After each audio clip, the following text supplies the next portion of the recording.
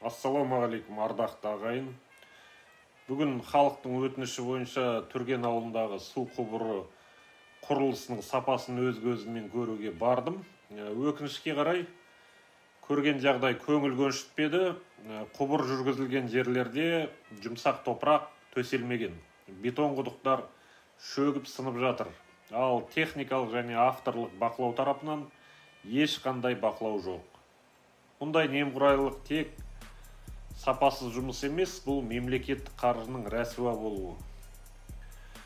Сондықтан мен бұл мәселе бойынша Еңбекшіқазақ аудандық прокуратурасына және ұлттық қауіпсіздік комитетіне ресми депутаттық сауалымды жолдадым. Сауалда нақты сұрақтар қойылды.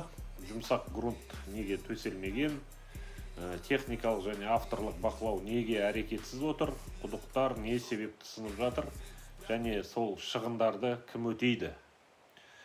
Қанша қаржы бөлінген, мердігер мен тапсырыс беруші кім? Бұл сұрақтарға келген ресми жауаптармен сіздермен міндетті түрде бөлісіп отыруға тырысамын. Мақсат кінәлілер табу ғана емес, жүйені тәртіпке келтіру, әр тиынның есебін талап ету. Халықтың ақшасына салынған әр құрылыс елдің аманаты және ұрпақтың меншігі болуы тиіс.